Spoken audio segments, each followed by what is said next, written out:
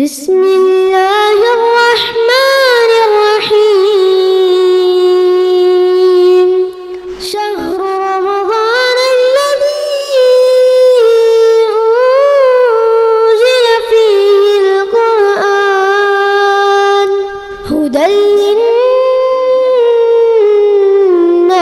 وبينات من الهدى والفرقان. அஸ்ஸலாமு அலைக்கும் வரஹ்மத்துல்லாஹி வபரகாத்துஹு. அல்லாஹு தாலா இஸ்லாமிய மார்க்கத்தை நமக்கு மிகப்பெரிய ஒரு அருளாக வழங்கியிருக்கிறான். இப்படியான அருளை பெற்றிருக்கக்கூடிய நாம் உலகத்தினுடைய தேவைகளுக்காகவும் உலகத்தினுடைய வெற்றிகளுக்காகவும் நாம் அன்றாடம் ஓடிக்கொண்டு இருக்கிறோம். அந்த வெற்றிகளை பெற வேண்டும் என்பதற்காக நம்மளால் எந்த அளவுக்கு முயற்சிகள் செய்து விட முடியுமோ, அந்த முயற்சிகள் மூலமாக வெற்றிகளை பெற்றுக்கொள்ள முடியுமோ, அதற்கான வேலைகளை தினந்தோறும் செய்து கொண்டே இருக்கிறோம். ஆனால் நமக்கு வெற்றி கிடைத்திருக்கிறதா என்று பார்த்தோம் என்றால், ஏதோ அன்னைக்கு ஏதோ ஓடுறோம், சம்பாதிக்கிறோம், மாலை நேரம் வந்த பிறகு கையில் ஒரு 500 ரூபா பார்த்துடுறோம், அல்லது ஒரு 1000 ரூபா பார்த்துட்டோம் அப்படின்னா ஓகே, இன்றைக்கி ஒரு நாள் நமக்கு வெற்றி கிடச்சிருச்சு. இந்த பொருளாதாரத்தை வைத்து நம்முடைய தேவைகளை எந்த அளவுக்கு பூர்த்தி செய்து கொள்ள முடியுமோ அதற்கான வேலைகளை நாம் தினந்தோறும் பார்த்து கொண்டு இருக்கிறோம். ஆனால் நமக்கு வெற்றி இருக்கா அப்படின்னு சொன்னால் அது கேள்விக்குறியாக தான் இருக்குது. குறிப்பாக மனிதனுடைய வாழ்க்கையை பொறுத்த வரையில் மரணத்தை தழுவுகிற வரையிலும் ஒரு வெற்றியை எதிர்பார்க்க முடியாது. ஆனால் உலகத்துடைய பார்வையில் அது வெற்றி மாதிரி ஒரு தோற்றம் அளிக்கும், ஒரு தோரணை நமக்கு காட்டும், ஒரு அலங்கரிக்கும். நமக்கு வெற்றி மாதிரி நமக்கு ஒரு அலங்காரத்தை கொடுக்குமே தவிர உலகத்துடைய வாழ்க்கை இதுதான் நமக்கு வெற்றி அப்படின்னு சொல்லலாம் முடியாது. ஆனால் அல்லாஹ் என்ன செய்கிறான் என்றால், மறுமைக்காக நீங்கள் வெற்றி அடைந்து கொள்வதற்கான சில வழிமுறைகளை நமக்கு சொல்லிக் கொடுக்குறான். இந்த வழிமுறைகளை நாம் பின்பற்றி கொண்டால், இந்த வழிமுறைகளை நம்முடைய வாழ்க்கையிலே கொண்டு வந்துட்டோம் அப்படின்னா அது வெற்றி என்று அல்லாஹ் நம்ம சொல்லிக் கொடுக்குறான். மறுமையில் சொர்க்கத்துக்கு போக வேண்டும் என்பதற்காக வேண்டி நமக்கு ஒரு பெரிய கஷ்டப்பட அவசியமே இல்லை. அல்லாஹ் சொல்கிறோம், இன்னென்ன காரியங்களை உங்களுடைய வாழ்க்கையில் கொண்டு வாருங்கள், அந்த காரியத்தை நீங்கள் கொண்டு வந்து விட்டால் அந்த காரியம் உங்களை சோனத்தின் பக்கம் அழைத்து சொல்லும். அல்லாஹ் சொல்லக்கூடிய ஒரு வார்த்தை. அப்போ ரிசல்ட்டு கிடச்சிருச்சு, இன்ன காரியம் செய்தால் நம்ம சொர்க்கம்தான், நம்ம வெற்றியாளர் தான் என்று அல்லாஹ் ஒரு ரிசல்ட்டை கொடுத்துட்றான். அதுதான் எக்ஸாம் நம்ம உட்காந்துருக்குறோம். எக்ஸாமில் கூட அல்லாஹ் எப்படி வச்சுருக்கிறான் அப்படின்னா, கொஸ்டின் பேப்பரையும் கையிலே கொடுத்துட்றான் முன்னாடியே. அல்லாஹ் எப்படி பாருங்க, இந்த அடியான் மீது எந்த அளவுக்கு அன்பு கொண்டவனாக இருப்பதினால், இந்த அடியான் மீது கருணை நிறைந்து இருப்பதன் மூலமாக அல்லாஹ் என்ன செய்கிறான் அப்படின்னா, ஆல்ரெடி ஆன்சரையும் கொஸ்டின் பேப்பரும் கையிலேயே கொடுத்துட்டான். அதை சரியான முறையில் எழுதுவது நம்முடைய கையில் தான் இருக்குது. எப்படி உலகத்துடைய தேவைகளுக்காக நாம் அன்றாடம் ஓடிக்கொண்டு இருக்கிறோமோ, அதற்காக வேண்டி பல்வேறு முயற்சிகள் செய்து கொண்டு இருக்கிறோமோ, அந்த முயற்சிகள்லாம் ஒரு பக்கம் இருந்தாலும் கூட நம்முடைய வாழ்க்கை எந்த வாழ்க்கை நிரந்தரமானது என்று எண்ணி வைத்திருக்கிறோமோ, எந்த வாழ்க்கையில் சிறப்பான முறையில் அமைந்து கொள்ள வேண்டும் என்பதற்காக வேண்டி இந்த உலகத்தில் குறிப்பாக இந்த நேரத்தில் கண் விழித்து காத்து கொண்டு இருக்கிறோமோ, அந்த வாழ்க்கைக்கான சில ஐடியாக்களை எல்லாம் சொல்லிக் கொடுக்குறான். இந்த ஐடியாக்களை நீங்கள் செய்வதன் மூலமாக நீங்கள் மறுமை நாளில் வெற்றி அடைந்து கொள்வீர்கள் என்று அல்லாஹ் சொல்லித்தரான். அல்லாஹ் திருமறை குர்ஆனில் லுக்மான் அது சம்பந்தமான நிறைய விஷயங்கள் சொல்லுவோம். அந்த லுக்மான் அலைஹிஸ்ஸலாம் அவங்க தன்னுடைய பிள்ளைகளுக்கு ஏராளமான செய்திகளே சொல்லி கொடுத்துட்டே வருவாங்க. பிள்ளைகளை எப்படி வளர்க்க வேண்டும், நீ எப்படி இந்த உலகத்தில் வாழ வேண்டும், தொழுகை எப்படி கடைபிடிக்க வேண்டும், நீ நன்மை ஏவும் போதும் தீமைகளை தடுக்கும் போதும் நீ எந்த அளவுக்கு பொறுமையாளனாக சபூர் செய்யக்கூடிய மனிதனாக இருக்க வேண்டும் என்கிற செய்தியெல்லாம் சூரத்து லுக்மானுடைய செய்தியை சொல்லித் தருவான். அது ஒரு பக்கத்தில் இன்னொரு செய்தி எல்லாம் சொல்லித் தரும்பொழுது சூரத்துல் முஃமினூன் 23வது அத்தியாயம், அந்த 23வது அத்தியாயத்தில் 1 to 11 வசனம் வரை அதுதான் நீங்கள் பார்க்க போகிறோம் இன்ஷா அல்லாஹ். 1வது வசனத்தில் இருந்து 11வது வசனம் வரைக்கும் அல்லாஹ் பல செய்திகளை நமக்கு சொல்லித் தருகிறான். அதில் ஒரு விஷயம் சொல்லும்போது கத் அஃப்லஹல் முஃமினூன், இறை நம்பிக்கை கொண்டவர்கள், ஈமான் கொண்டவர்கள், யார் அல்லாஹ்வையும் ரசூலையும் ஏற்றுக்கொள்கிறார்களோ, யார் மறுமை நாளை நம்புகிறார்களோ, யார் வேதங்களை நம்புகிறார்களோ, யார் வானவர்களை நம்புகிறார்களோ அவர்கள் வெற்றி அடைந்து விட்டார்கள். ஒரு வரியில் முடிஞ்சு. ஈமான் கொண்டவர்கள் வெற்றி அடைந்து விட்டார்கள், சொர்க்கவாசி. ரிசல்ட் ஆனால் கொடுக்குறான், முன்கூட்டியே கொடுக்குறான்ல. நீங்கள் ரொம்ப கஷ்டப்பட தேவையில்லை, நீங்கள் வேற எங்கே போக வேண்டிய அவசியமே இல்லை. நீங்கள் இறை நம்பிக்கை கொண்டவர்களாக உலகத்தில் வாழ்ந்தால், வணக்க வழிபாடு விஷயத்தில் நீங்கள் சரியாக இருந்தால், அல்லாஹ்வை ஏற்றுக்கொண்டிருக்கக்கூடிய விஷயத்தில் நீங்கள் கண்ணும் கருத்துமாக இருந்து கொண்டால், அல்லாஹ்வுடைய தூதர் அவர்கள் எதையெல்லாம் நமக்கு சொல்லியிருக்கிறார்களோ, எதையெல்லாம் கூடு என்று சொன்னார்களோ, எதையெல்லாம் கூடாது என்று சொல்லியிருக்கிறார்களோ, அதையெல்லாம் உங்களுடைய வாழ்க்கையை நீங்கள் பின்பற்றி வாழ்ந்தால் நீங்கள் வெற்றியாளர்கள். வேற என்ன வேணும் உலகத்தில்? மறுமைக்காக வேண்டி நாம் சொர்க்கம் போக என்பதற்காக வேண்டி விழுந்து விழுந்து தொழுகிறோம், முடிந்தவரை நோன்பு வைக்கிறோம், முடிந்த வரைக்கும் தர்மம் செய்கிறோம், முடிந்த வரையில் எதையெல்லாம் தடை செய்யப்பட்டிருக்கிறதோ அதையெல்லாம் நம்முடைய வாழ்க்கையில் இருக்கவே கூடாது என்று முயற்சி செய்கிறோம். அல்லாஹ் ஒத்த வரையிலும் முடிக்கிறான். இறை நம்பிக்கை கொண்டு இருந்தாலும் வெற்றியாளர். ஒரு சொர்க்கம் தான், ரிசல்ட் கன்ஃபார்ம். ஆனால் ஒரு ட்விஸ்ட் வைக்கிறான். எப்போ ட்விஸ்ட் வைக்கிறான் தெரியுமா? அந்த இறை நம்பிக்கையாளர்கள் தன்னுடைய வாழ்க்கையில் என்னென்னலாம் செய்வார்கள். அஃப்லஹ் சொன்னான்ல, வெற்றி அடைந்து விட்டார்கள். வெற்றினா சாதாரண வெற்றி இல்லை, அஃப்லஹ் பெரும் வெற்றி. வெற்றி என்பது ஒரு பெரிய வெற்றி. இன்னைக்கு ஒரு நாடு தடவை ஒலிம்பிக் போட்டி நடக்குதுன்னு வச்சுங்களேன். இந்தியா அளவில் ஏதாவது போட்டிகள் நடந்தால் அதிலிருந்து நம்முடைய பிள்ளைகளோ அல்லது ஊர்க்காரரோ அல்லது தெரிஞ்சவரோ அல்ல நமக்கு தெரிந்த ஒரு ஏதோ ஒரு பையனோ ப்ரைஸ் வாங்கிட்டு வந்துட்டால் ஊரே கொண்டாடுது. இடையில தமிழ்நாட்டை சார்ந்திருக்கக்கூடிய ஒரு கபடி பிளேயர், ஒரு பெண், அவங்க ஒரு இதில் இந்தியா அளவில் நடந்த ஒரு ஸ்போர்ட்ஸில் வெற்றி பெற்றதுக்காக வேண்டி அந்த ஊரே கொண்டாடுது. மாலையெல்லாம் அணிவிச்சு தாளத்தமிழ் அடித்து அவனுக்கு அந்த வெற்றி பெருசாக தெரிஞ்சிச்சு, அந்த வெற்றி அவனுக்கு சந்தோஷமாக தெரிஞ்சிச்சு. அல்லாஹ் சொல்கிறான், அஃப்லஹ, மிகப்பெரிய வெற்றி அடைந்து விட்டார்கள், அவர் சொர்க்கவாசிகள் தான் என்கிற செய்திகளை சொல்லும் பொழுது அந்த வெற்றியாளர்கள் எதிலெல்லாம் வெற்றி பெறுவார்கள், என்ன காரியம் இருந்தால் வெற்றி பெறுவார்கள், எப்படிப்பட்ட சூழ்நிலைகளே எப்படிப்பட்ட செயல் அவர்களிடத்தில் இருந்தால் அவங்க வெற்றி என்கிற செய்திகளை அல்லாஹ் சொல்லும் பொழுது சூரத்துல் பக்ராவில் 2வது அத்தியாயம் 5வது வசனத்தில் அல்லாஹ் சொல்கிறான், உலாயிக்க அலா ஹுதம் மிர் ரப்பிஹிம், அவங்க எப்படிப்பட்ட சொல்லும் பொழுது தமது இறைவனிடமிருந்து பெற்ற நேரு வழியில் இருப்பார்கள். அந்த அஃப்லஹ் சொன்னால வெற்றி அடைந்து விட்டார்கள். அந்த வெற்றியாளர்கள் யார் என்றால், தமது இறைவன் எந்த நேரு வழியை அவர் வழங்கியிருக்கிறானோ, எந்த நேரான வழியை வழங்கியிருக்கிறானோ, எந்த ஹிதாயத்தை அல்லாஹ் அவர்களுக்கு வழங்கியிருக்கிறானோ அந்த வழியில அவர் தெளிவாக இருப்பார்கள். நம்ம நேர் வழியில் தானே இருக்கிறோம். ஏதாவது மாட்டு கருத்து இருக்கா? ஏட்டாவது நேர் வழியில் இருக்கிறோம்ல. அல்லாஹ் ஏற்றிருக்கிறோமா இல்லையா? ரசூலை ஏற்றிருக்கிறோம்ல. ஆனால் அல்லாஹும் ரசூலும் ஏற்றிருக்கக்கூடிய நாம் நம்முடைய வாழ்க்கையில அந்த நேர் வழி சரியாக இருக்கிறதா? எல்லாருமே யோசித்து பாருங்க. நேர் வழி இருக்கிறோம், நம்ம முஸ்லிமாக இருக்கிறோம், அல்லாஹ்வை வணங்குகிறோம், அல்லாஹ்வை கடவுளாக ஏற்றுக்கொண்டு வாழ்கிறோம், அல்லாஹ்வுடைய தூதருக்கு எந்த நிலையிலுமே நாங்கள் மாற்றம் செய்ய மாட்டோம் நம்புகிற நாம், நம்முடைய வாழ்க்கையில என்னுடைய வழி நேராக தான் இருந்து கொண்டு இருக்கிறது, கோடலாக இல்லை, ஒரு வளைவு நெளிவுலாம் இல்லை, தெளிவா இருக்கு, தெளிவா இருக்கிறோம், பைபாஸை பிடிச்சோம் சொன்னா நேராக போயிட்டே இருப்போம் என்கிற சிந்தனை நம்முடைய வாழ்க்கையில் இருக்கிறதா? ஏன் கேட்கறது தெரியுமா? 23 ஒரு கூட்டம் வருகிறது பள்ளிவாசலுக்கு, 24 அப்படியே பாதிக்கு பாதி கூட்டம் குறைகிறது. ஒரு சகோதரி கேட்டார், பாய் இன்னைக்கு என்ன பாய் அப்படின்னார். ரெட்டப்படை இருது. ரெட்டப்படை இருவுனா 21 முடிச்சு 24 கூட்டத்தை காணுமே பாய். அப்படிதாங்க இருக்கும், நாளைக்கு வரும். ஏங்க ஒற்றைப்படை, ஏங்க ஒற்றைப்படை மட்டும் தான் சிறப்பா, மற்ற நாள்லாம்? நானும் கேட்குற கேள்வி இல்லைங்க, அந்த சகோதரி கேட்ட கேள்வி. மற்ற நாள்லாம் ஏன்னால் அந்த கேள்வி உள்ளத்தை தைக்குது. ஒற்றைப்படை இருவுனா ஒற்றைப்படை மட்டும் கூட்டம் வரணுமா? அன்னைக்கு மட்டும் தான் லைலத்து கதிரின்னு ஒரு பக்கம் இருந்தாலுமே வணக்க வழிபாடுகள் விஷயத்தில் அல்லாஹ்வுடைய தூது சொல்லும் பொழுது கடைசி 10 நாளையும் தேடுங்க அப்படின்னா 10 நாளை குறிப்பிட்டு சொல்லும் பொழுது 5 நாள் ஒட்டப்படை நாட்களை தேர்ந்தெடுத்துக் கொள்ளுங்கள் சொன்னார்கள். அப்படி இருக்கும்பொழுது 10 நாள் தேடணுமா இல்லையா? 10 நாளை கூட்டம் வரணுமா இல்லையா? 10 நாள் தொழணுமா இல்லையா? 10 நாள் அல்லாஹ்விடத்தில் பிரார்த்தனை செய்ய வேண்டுமா இல்லையா?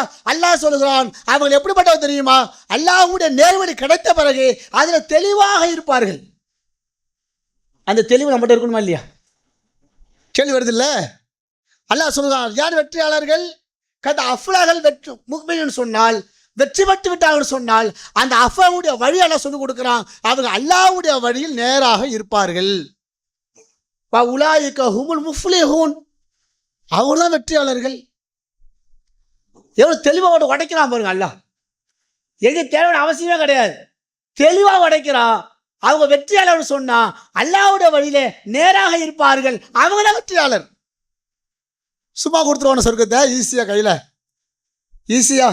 ஏப்பா இப்போதான் கடைக்கு வரியா? ஆமாம். மணி எத்தனை? 11 மணி. சரி வந்துட்டு இருந்தா 500 ரூபா வச்சுக்க, 3000 கொடுத்துருவாரா? என்ன வர்றது லேட்டு, இப்போ கையில் காசு கொடுக்க முடியுமா? இப்போ வர்றது லேட்டு தானே, கையில் காசு கொடுப்பாரா? என்ன கொடுக்க மாட்டார் தானே? யாருஜி வேலை பார்த்தாதான். அப்போ சொர்க்கம் செல்ல வேண்டுமானால் நேர்வழி சரியாக இருக்க வேண்டும், அந்த நேர்வழி தெளிவாக இருக்க வேண்டும். அந்த நேர்வழியில் இருக்கிற நேரத்தில் எதுவும் மார்க்கு நமக்கு சொல்லி தந்திருக்கிறதோ அதை நம்முடைய வாழ்க்கையில் பின்பற்றினால் வெற்றியாளர். இதுக்கு என்னமோ அலையணுமா, புதுசாக எங்கேயோ தேட வேண்டிய அவசியமே கிடையாது. அல்லாஹ் வழியை சொல்லிக் கொடுக்குறான், தேட வேண்டாம். நீ வேற எங்கேயும் தேட வேண்டாம். அல்லாஹ்வுடைய வேதம் இருக்கிறது, அல்லாஹ்வுடைய திருக்குர்ஆன் இருக்கிறது. எந்த நாளே எந்த நேரத்தை எந்த இரவில் புனிதம் என்று அல்லாஹ் சொன்னானோ, எப்படி எத்தனை மாதங்கள் புனிதம்? 1000 மாதங்களை விட. சுப்ஹான் அல்லாஹ், நினைச்சு பார்க்க முடியுதா? 1000 மாதங்களை விட ஒரு சிறந்த இரவு. அந்த 1000 மாதங்களுக்கு அவர் கணக்கிட்டு போட்டு சொல்றாங்க, 83 வருடம் இந்த உலகத்தில் வாழ்ந்தால் நன்மை சம்பாதிக்க முடியாது. நமது தாருஸ்ஸலாம் வாழ்வியல் பயிற்சி மையத்தில் இஸ்லாத்தை கற்க வருவோருக்கு உணவு, தங்குமிடம், ஹத்னா, அபிடவிட் மற்றும் பெயர் மாற்றம் உள்ளிட்ட அனைத்தையும் செய்து கொடுக்க நபர் ஒருவருக்கு ரூபாய் 15,000 செலவாகிறது.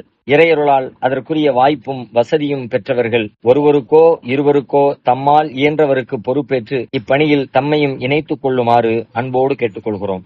இம்மையின் மூலம் மறுமையை வெல்லும் மகத்தான பணிகள் தொடர உங்கள் துஆக்களை கேட்கிறோம். சிந்தனை, செயல், பொருளாதாரம் உள்ளிட்ட அனைத்து வித ஒத்துழைப்பையும் உங்களிடம் எதிர்பார்க்கிறோம். உங்களுடைய ஜகாத் மற்றும் நன்கொடைகளை கீழ்கண்ட வங்கிக் கணக்கில் அனுப்பவும். அப்படி 83 வருஷம் வாழ்ந்திருந்தாலும் அதில் அவர் நன்மை செய்திருந்தாலும் அதில் எந்த அளவுக்கு நன்மைகள் செய்வாரோ அது போன்ற ஒரு நன்மைகளை, அதை விட கூட நன்மைகளை இந்த இரவுல அந்த பாக்கியம் பொருந்த அந்த நேரத்தை அவர் அடைந்து கொண்டால் நன்மை பெற்றுக்கொள்வார். அப்ப அடைந்து கொள்ள வேண்டும் என்றால் நம்முடைய உள்ளத்துல ஒரு சந்தேகமா இருக்கணும், ஒற்றப்பட இரவு தானா அல்லது கடைசி 10 நாளா? இருந்தாலும் பரவாயில்ல, கடைசி 10 நாள் கூட்டம் வரணுமா இல்லையா? அதுனா நம்ம கூட தேர்வு இருக்கு. ஒரு விஷயம் எப்படின்னா, மனிதனுடைய நிலையை பொறுத்தவரை சாய்ஸ் இருக்குல்ல, அந்த சாய்ஸ்க்கு ஒரு வியாக்கியான மக்கள் பேசுவான். சாய்ஸ்னு புரியுதா? அதாவது வாய்ப்புகள். செஞ்ச பிரச்சனை இல்லைப்பா, செய்யல குற்றம்லாம் கிடையாது. இந்த வார்த்தை இருக்குல்ல, சுபஹான் அல்லாஹ், அதை போட்டு வெட்டுன்னு நினைக்கிறான். அந்த வார்த்தையை நிறைய பயன்படுத்தி மக்கள் கெடுத்து வச்சிருக்கிறாங்க. செஞ்சா நன்மை, செய்யல குற்றம் இல்லை. ஏன் நன்மை செஞ்சு சொல்லிட்டு வேண்டியது தானே? எப்பா நன்மை வேணும் செஞ்சுக்கப்பா சொல்லிட்டு முடிச்சிட வேண்டியது தானே? செய்யலாம் குத்தம் இல்லை. இந்த வார்த்தையை பிடிச்சிக்கிட்டு எங்கே பார்த்தாலும் யாரை கேட்டாலும் இந்த வார்த்தை வந்துட்டே இருக்கு. இப்போ செய்யறனால என்ன ஒரு வாய்ப்பு கிடைக்குது. இன்றைக்கு இருந்தவன் நாளைக்கு இல்லை, இன்னைக்கு பேசிட்டு போனவன் நாளைக்கு இல்லை. இந்த ரமலான் மாதத்தில் இந்த ஊரில் மட்டுமே நான் இந்த ஒரு மாதத்துக்குள்ள அதிகமான மக்கள் மௌத்தா இருக்கிறார் செய்தி வந்துகிட்டே இருக்கிறது. ஒரு வாரத்துக்கு முன்னாடி கூட நண்பர் கூடிய ஒரு பழக்கமான மாமனார் இறந்துட்டார் செய்தி வருகிறது ரமலான் மாதத்தில். அப்ப இன்றைக்கு இருக்கிற நாளைக்கு இல்லாத ஒரு உலகம். அப்படியான உலகத்தில் வாழ்கிற நாம் வணக்க வழிபாடு விஷயத்துல நம்ம கணக்கு பார்த்துட்டே இருந்தோம்னு சொன்னா அல்லாஹ் நம்ம விஷயத்தை கணக்கு பார்த்தா கொஞ்சம் யோசிச்சு பாருங்களேன். அல்லாஹ் நம்ம விஷயத்துல கணக்கு பார்த்துட்டோம்னு சொன்னா ஒன்று ஏதாவது பண்ண முடியுமா? ஒன்றும் பண்ண முடியாது இல்லையா? அப்போ அல்லாஹ் சொல்லுகிறான், இவங்க வெற்றியாளர்கள் என்றால் அவர்கள் வணக்க வழிபாடு விஷயத்தில், நேர்வு விஷயத்தில் தெளிவாக இருப்பார்கள். ஒரு செய்தி. அடுத்த வெற்றியாளர் லிஸ்ட் போடுறோம். இந்த லிஸ்ட்ல நம்மளா இருக்கிறோமா என்பதை கொஞ்சம் எல்லாருமே மனசாட்சி பிரகாரம் உடைய உள்ளத்தை கையை வச்சு கேட்டுங்க. அழகாக சொல்றான். எந்த அளவுக்கு சொல்றோம் அப்படின்னா, ஆல இம்ரான், அந்த ஆல இம்ரான்ல 3வது அத்தியாயம் 104வது வசனம். அதில் சொல்றான், வல்தக்கும் மின்கும் உம்மத்துன், உங்களில் ஒரு கூட்டம் இருக்கட்டும். அது எந்த கூட்டம்? எப்படிப்பட்ட கூட்டம் தெரியுமா? நல்வழி பக்கம், நல்லதை பக்கம் அழைக்கக்கூடிய ஒரு கூட்டம். அந்த கூட்டம் தான் இப்ப கேள்வியா இருக்கு. வல்தக்கும் மின்கும் உம்மத்துன், உங்களில் ஒரு கூட்டம் இருந்து கொண்டே இருக்கட்டும். அவர்கள் எப்படிப்பட்டவர்கள்? நன்மை பக்கம் அழைக்கக்கூடியவர்கள். நன்மையை அழைக்கக்கூடிய ஒரு கூட்டம் எப்போதுமே இருந்துகிட்டே இருக்கட்டும் அல்லாஹ் சொல்றான். நீங்க இருந்துகிட்டே இருங்க. அவங்க என்ன எப்படி செய்வாங்க அப்படின்னு சொன்னா, யாமுரூன பில் மஅரூஃப் வ யன்ஹவுன அனில் முன்கர், அவர்கள் நன்மைகளை ஏவார்கள், தீமைகளையும் தடுப்பார்கள். உலாயிக ஹுமுல் முஃப்லிஹூன், அவங்க தான் வெற்றியாளர்கள். அடுத்த வெற்றி யார் வெற்றி? நன்மைகளை ஏவக்கூடியவர்கள், தீமையை தடுக்கக்கூடிய ஒரு கூட்டம். உங்களில் யார் இருக்கிறார்களோ அவர்கள் தான் வெற்றியாளர்கள், அவங்க சொர்க்கவாசி. இந்த நன்மைகளை ஏவி தீமைகளை தடுக்கக்கூடிய கூட்டம் இங்க இருக்கா? நம்ம இருக்கிறோமா? எல்லாரும் வேண்டாம், ஒவ்வொரு நபரும். அல்லாஹ் சொல்றான், நன்மைகளை ஏவி தீமைகளை தடுக்கக்கூடிய ஒரு கூட்டம் கூட இருக்கட்டும். அவன் யார் இருக்கிறார்களோ உலாயிக ஹுமுல் முஃப்லிஹூன், அவர்கள் தான் வெற்றி பெற்றவர்கள் என்று அல்லாஹ் சொல்கிறான், சொர்க்கவாசி. ஏன் அப்படின்னா, நன்மைகளை ஏவும் போதும் தீமைகளை தடுக்கும் பொழுதும் அவருடைய வாழ்க்கையில பல பிரச்சனைகளை அவர் சந்தித்து கொண்டே இருப்பார்கள். ஏதேனும் சோதனைகள் வந்து கொண்டே இருக்கும். அப்படியெல்லாம் வருகிற பொழுது எவர் அந்த விஷயத்துல பொறுத்து கொண்டு வாழ்கிறாரோ, தன்னை தற்காத்து கொண்டு வாழ்கிறாரோ, அவங்க வெற்றி பெற்றாங்க எப்படி நல்லா சொல்றோம். நம்ம இருக்கிறோம், நம்முடைய வாழ்க்கையில, அன்றாட வாழ்க்கையில நம்முடைய கண் முன்னால் தீமையே நடக்கல. யாராவது ஒரு ஆள் சொல்லாமா? என்னுடைய கண்ணை முன்னாடி எங்குமே தீமையே இல்லாத பாய், எல்லாம் அந்த அளவுக்கு அல்லாமல் குயும் மௌலானா மௌலாக்கள் அப்படி இருக்கிறாங்க, யாரும் தீமையே செய்யல. யாராவது ஒரு ஆள் சொல்ல முடியுமா? ஒரு ஆளு. அப்ப தீமை நடக்குது விளங்கிக்கிறோம்ல, தவறுகள் நடக்கிறது. இன்னொரு விஷயம் கேட்போமே, நம்முடைய வீட்டில் நம்முடைய பிள்ளை, நம்முடைய பெண் பிள்ளையோ அல்லது ஒரு ஆண் பிள்ளையோ ஒரு தவறான ஒரு செயலை செல்போன்லையோ அல்லது டிவிலையோ பார்க்குறாங்க, என்ன செய்வோம்? நிஜி மிரட்டுவோம். வேற என்ன செய்வீங்க? சத்தம் போடுவோம், வேற அடிப்போம். இவ்வளோ விஷயம் இருக்குல்ல. ஏன் இந்த விஷயம் வருது? நமக்கு உணர்வு வருது. நம்முடைய பிள்ளை சொல்லுங்க தவறான பக்கம் போயிடக்கூடாது, தவறான சிந்தனை வந்து விடக்கூடாது. அதான காரணம். வேற காரணம் இருக்கா? வேற எதுவும் கிடையாது. அவ காரணம் நோக்கம் ஒன்று தான். நம்மளுடைய பிள்ளைகளை பொறுத்தவரையில எந்த நிலையுமே தவறான பக்கம் போயிடக்கூடாது, தவறான செயல் செய்துவிடக்கூடாது. அது ஆண் பிள்ளையாக இருந்தாலும் பெண் பிள்ளையாக இருந்தாலும் செய்துவிடக்கூடாது என்கிற நம்பிக்கை நமக்கு இருக்கு. அப்போ அதனால நம்ம என்ன செய்கிறோம்? கண்டிக்கிறோம், முடிஞ்சவரை அடிக்கவும் செய்கிறோம். அதே போல தானே சமூகம் செஞ்சிட்டு இருக்கு. சமுதாயத்தில் எவ்வளவு சீர்கேடு நடந்து கொண்டு இருக்கிறது. சமுதாயத்தின் நிலைகளை பார்த்தோம் என்றால், எந்த பிள்ளைகள் விஷயத்தில் நாம் கண்ணும் கருத்துமாக இருக்கிறோமோ, இன்னைக்கு அந்த பிள்ளைகள் எல்லாம் இன்னைக்கு அவருடைய செயல்பாடுகளில் அவ்வளோ மாற்றங்களை பார்க்க முடிகிறது. பைக்கில் சுற்றுறான்ல 3 பேர் 4 பேருன்ட்டு, முடியெல்லாம் வித்தியாசமா இருக்கு, பறக்கிறாங்க அப்படியே. கேட்டால் புள்ளிங்கங்கிறாங்க. என்னப்பா அது? எப்போ நாங்களும் புள்ளதாப்பா, அது வேற போய் நாங்கள் புள்ளிங்கோ, இந்த கோ ஒன்று சேர்த்துக்கிறாங்க. அவருடைய ஆடை காசு கொடுத்து கிழிச்ச ஆடையை வாங்குற பிள்ளைங்க நம்ம பிள்ளைங்கள தான் இருக்கும். நம்முடைய ஆடை வந்து கிழிஞ்சிடக்கூடாது தானே பெருநா ட்ரெஸ்லாம் எடுக்கிறோம். பசங்க பார்த்தோம் அப்படின்னா அப்படியே கிழிஞ்ச ட்ரெஸ்ஸையே காசு கொடுத்து வாங்குறாங்க. ஒரு பையன் ஜீன்ஸ் பேண்ட் கோடு கோடாக போட்டிருக்கான், என்ன ரேட்டான்னு விசாரிக்கிறான், 3500 அப்படிங்கிறான்.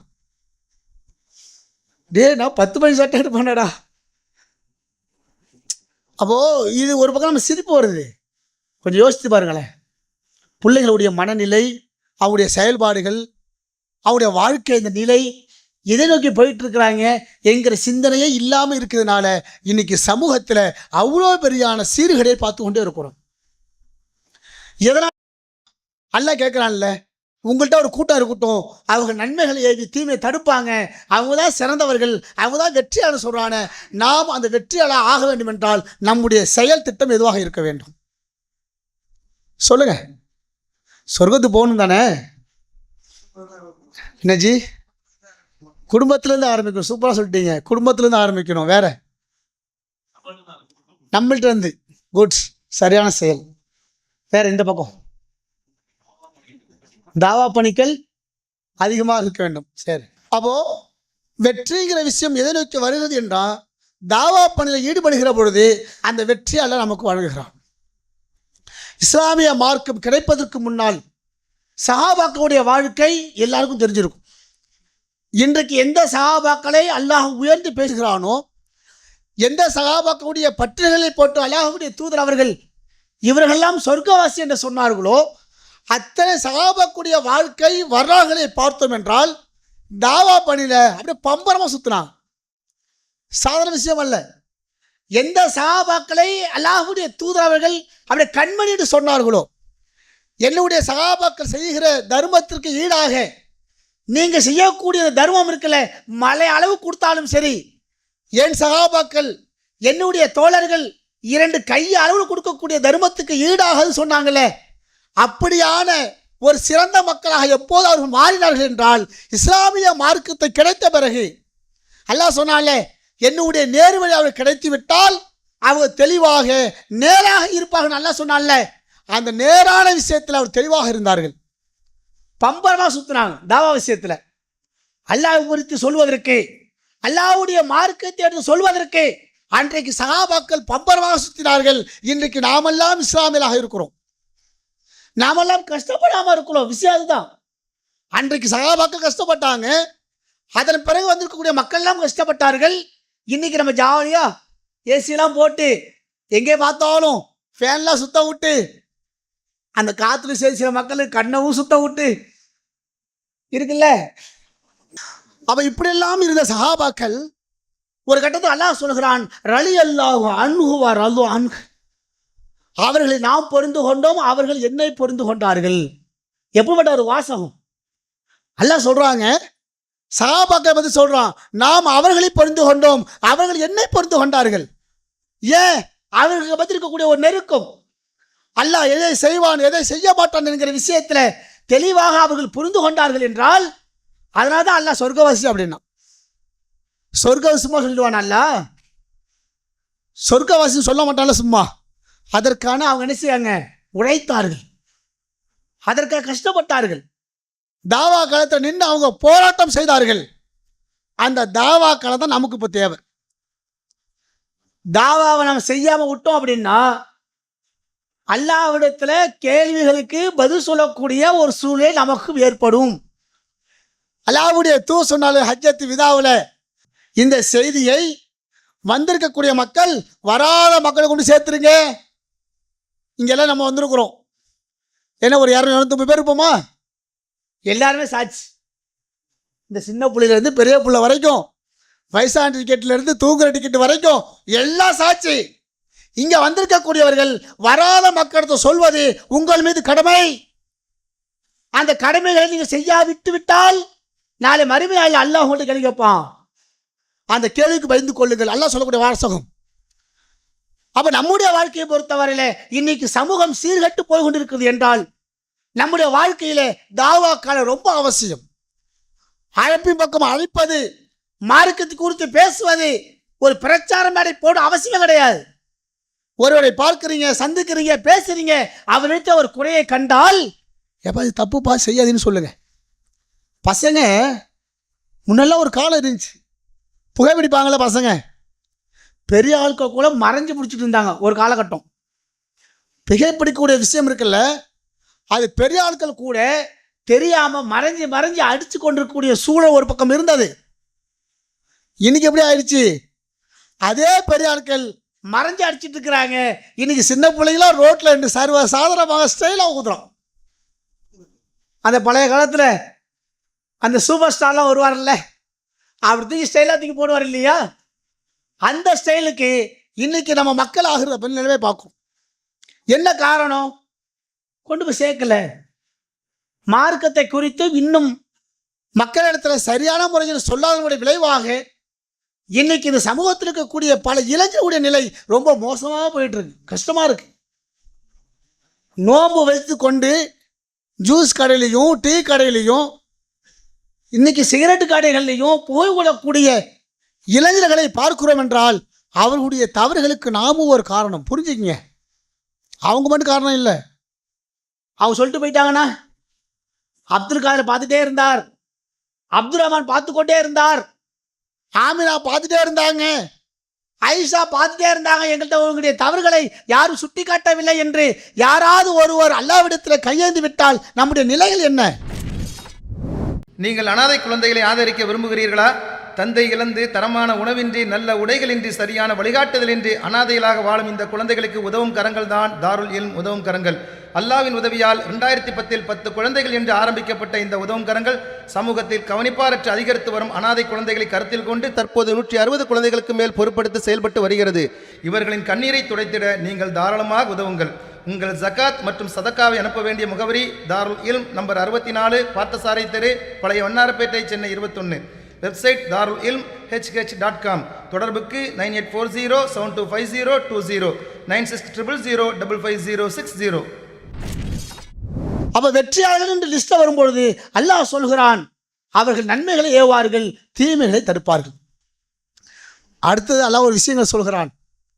அந்த நன்மைகளையும் தீமைகளையும் யார் தெளிவாக செய்வார்கள் என்று சொல்லும் பொழுது அடுத்த கட்டமாக அல்லாஹ் சொல்றான், ஒரு வணக்கத்தை சேர்த்து சொல்றான். அதே வசனத்தை தான் 23வது அத்தியாயத்தில் 2வது வசனம்.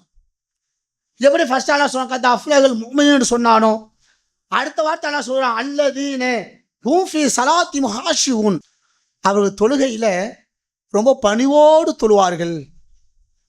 தொழுகை இருக்குல்ல, தொழுகையில் பணிவு நம்மள்ட்ட இருக்கான்னு பார்க்கணும். அதுதான் கேள்வியாக இருக்கு. இப்போ தொழுகிறோம், ஜமாத்தோடு தொழுகிறோம், தனியாகவும் தொழுகிறோம். அந்த ஹாஷுன்னு சொல்லுவாங்க பணிவு, அந்த பணிவு நம்மகிட்ட இருக்கா அப்படி கேள்வியாக இருக்கு. ரொம்ப கஷ்டப்பட அவசியம் இல்லை, ரொம்ப ஈஸியாக சொல்கிறோமே. நம்ம வேலை செய்யக்கூடிய முதலாளிகிட்ட ஒரு லீவு கேட்குறதா இருந்தாலும் அல்லது அவர்கிட்ட வந்து ஏதாவது பொருளாதாரத்தை கேட்பதாக இருந்தாலும் அந்த நேரத்தில் நம்ம தெரியாமல் ஒரு பணிவு வரும், தெரியுமா?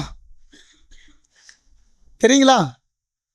ஒரு பெரிய கம்பெனியில் வேலை பார்க்குறோம், ஒரு பெரிய ஐடி கம்பெனி அல்லது சாதாரண ஒரு ஷேன் வச்சு போகிற கம்பெனி, அப்படி அந்த நேரத்தில் நமக்கு ஒரு பெரும் பொருளாதார நெருக்கடி, ஏதோ ஒரு ஆப்ரேஷன், ஏதோ அர்ஜென்ட்.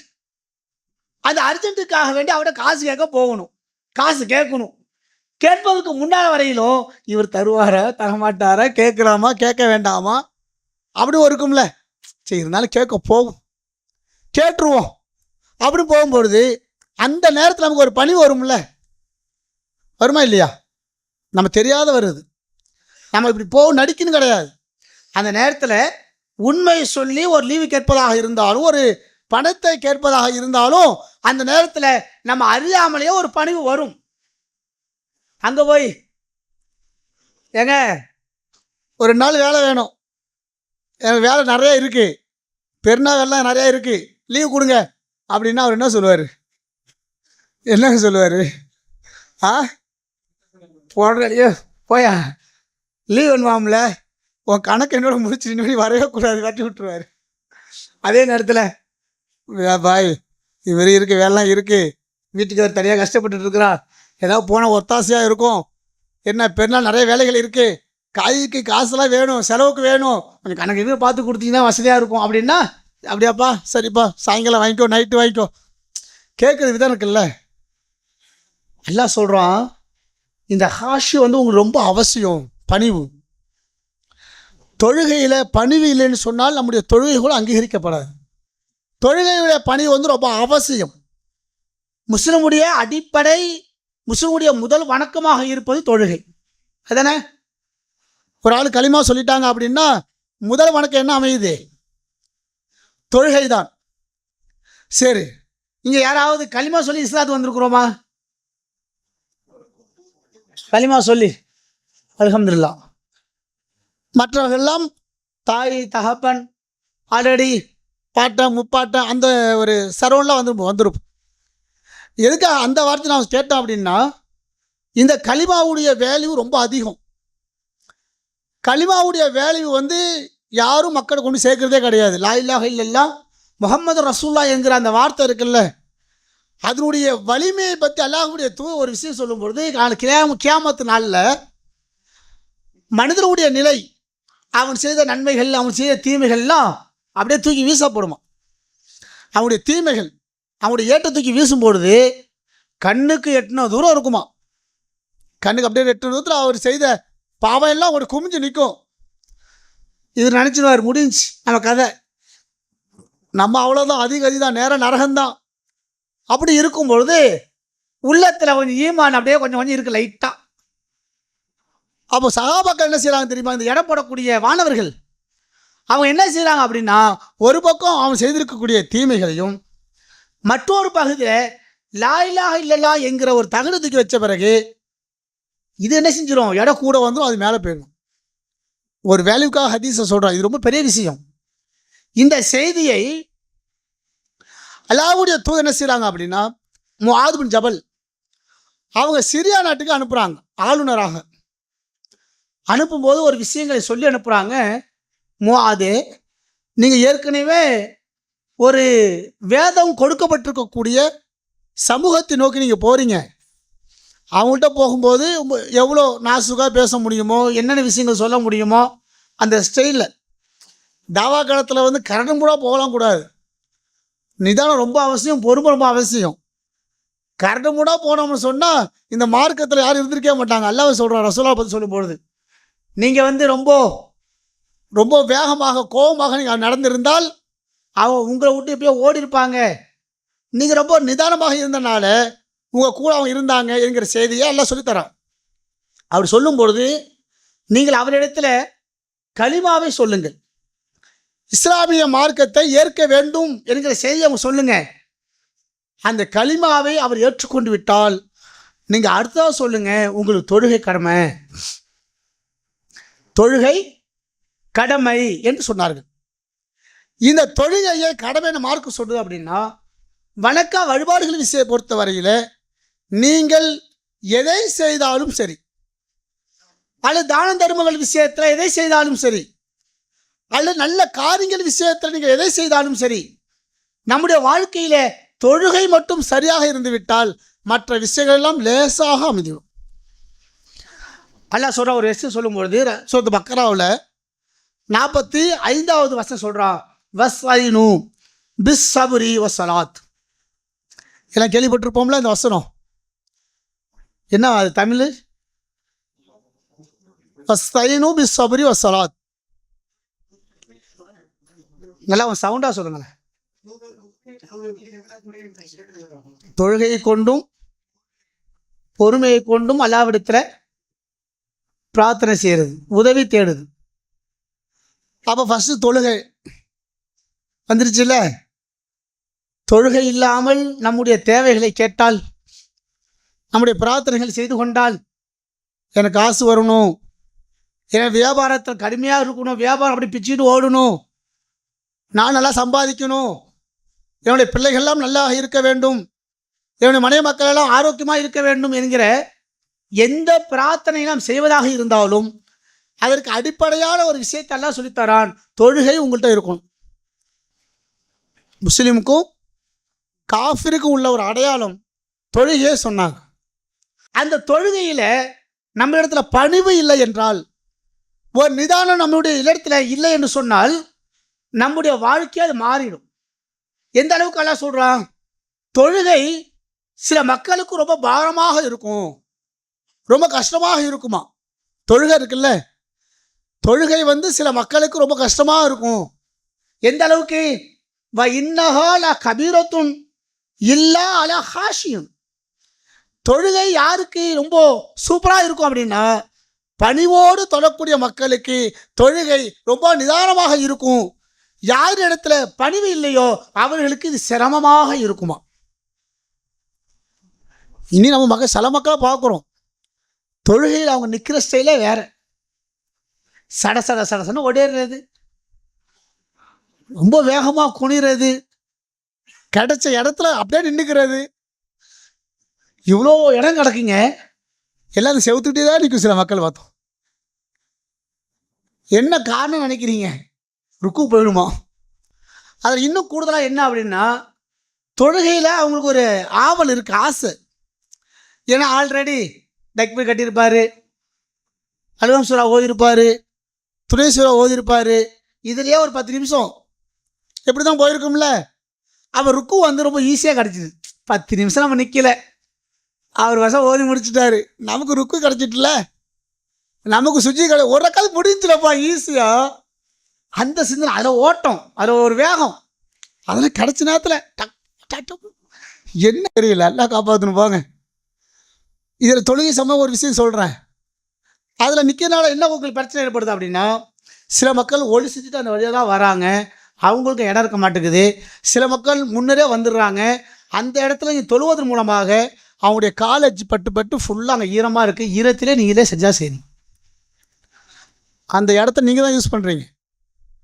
அவங்க எல்லாம் ஒளி செஞ்சுட்டு அந்த வழியாக வராங்க, ஃபுல்லாக ஈரமாகுது, அங்கே அழுக்காக இருக்குது. உங்களுக்கு தொழுகை கிடைக்கணும், ருக்கு கிடைக்கணும், தொழுகையை ஒரு ரக்காயத்து முடிக்கணுங்கிறதுக்காக வேண்டி நீங்கள் தொழுவுறதுனால மற்றவங்களுக்கு அது லேட் ஆகுது. உங்களுடைய தொழுகை என்ன ஆகுது அப்படின்னா, அவங்க அந்த நடந்திருக்கக்கூடிய அந்த ஈரத்திலே நீங்கள் ருக்கு செய்றீங்க, நீங்கள் சஜ்ஜா செய்றீங்க, நீங்களே அங்கே அத்தியாகத்தில் உட்காடுறீங்க. என்ன சொல்லுது மார்க்கம் அப்படின்னா, தொழுகையை பொறுத்தவரையில் நீங்கள் நிதானமாக வாங்க, கடைய மாடு மாதிரி வராதிங்க. கடைய மாடுனா என்ன? எங்கே பதில் சொல்லுவாங்க, இங்கே ஏதாவது தெரியுமா? கடைய மாடுனா மயிலாடுதுறை பகுதியில் எப்படி கடைய மாடு அப்படின்னா, மாடு வந்து கூட்டம் கூட்டம் ஓட்டிட்டு வருவாங்க பார்த்துருக்கீங்களா? கிராமப்புறங்களில் இந்த வெக்க காலம் வந்துருச்சு அப்படின்னா மாடுகளை ஓட்டிகிட்டு வருவாங்க. மாடுனா ஒரு மாடு 2 மாடு வராது, வந்துச்சுன்னா ஒரு 100-150 மாடு ஒரே நேரத்தில் வரும்.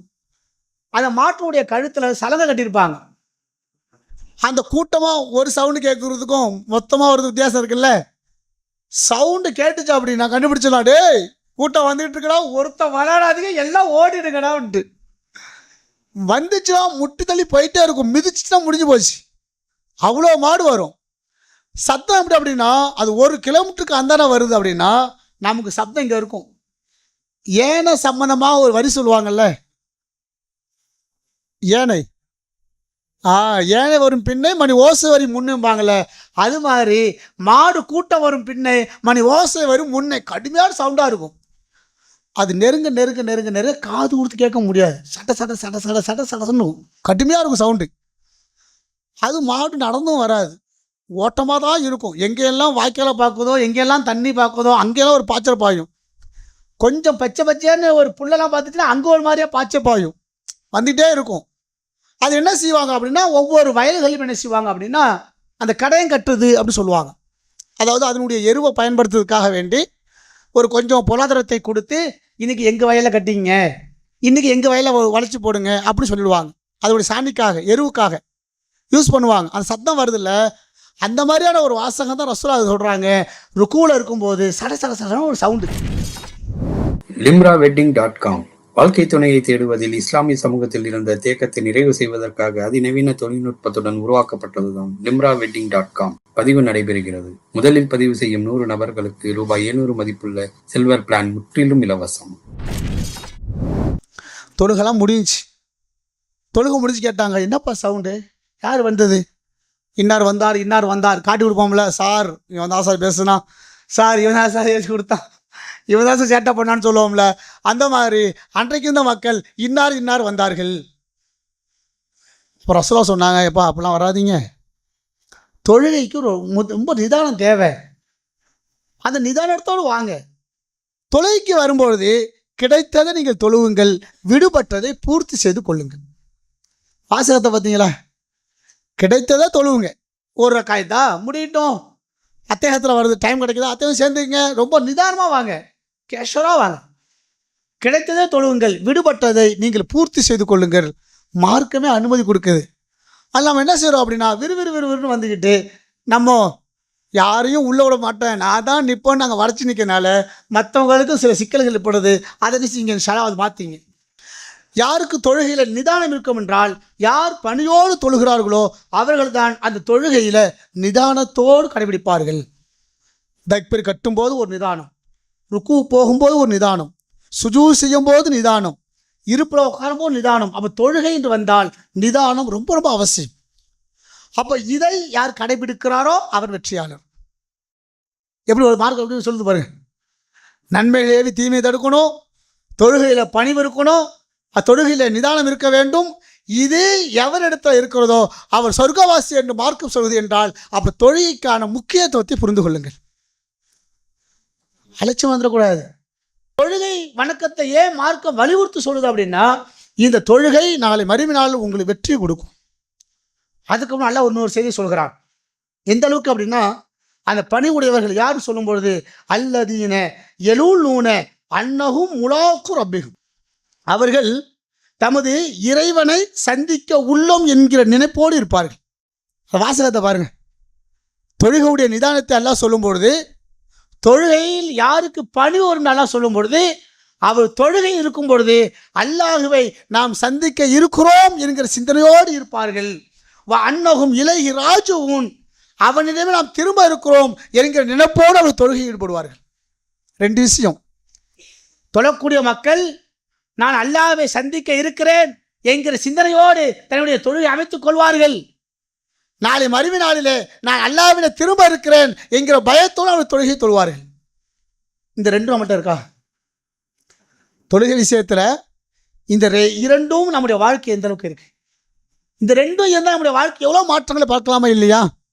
எந்த வணக்கமாக இருக்கட்டும், தொழுகை மட்டுமல்ல, நாம் செய்யக்கூடிய வியாபாரம், நாம் பேசுகிற பேச்சுக்கள், நாம் உறவுகளுக்கு மத்தியில் அந்த உறவாடல், நண்பர்கள் மத்தியில் வாழக்கூடிய அந்த வாழ்க்கை, சமூகத்தின் மத்தியில் வாழக்கூடிய ஒரு வாழ்க்கை, எதுவாக இருந்தாலும் சரி, அல்லாஹ்வை நாம் சந்திக்க போகிறேன் என்றைக்காவது ஒரு நாள், அல்லாஹ்விட திரும்ப இருக்கிறேன் என்றைக்கும் ஒரு நாள். இந்த ரெண்டு விஷயத்திலையும் மனசில் ஆழமாக வச்சுக்கிட்டா தொழுகையில் அலட்சியம் வருமா? தொழுகையில் ஒரு வேகம் இருக்குமா? ஒரு படபடப்பு இருக்குமா? என்ன பாய் இவர் ஒரு பெரிய சூறாவே ஓதிட்டு இருக்காரு பாய், இப்பயே நின்று நீங்கள் தொழ சொன்னால் என்ன தான் செய்கிறது?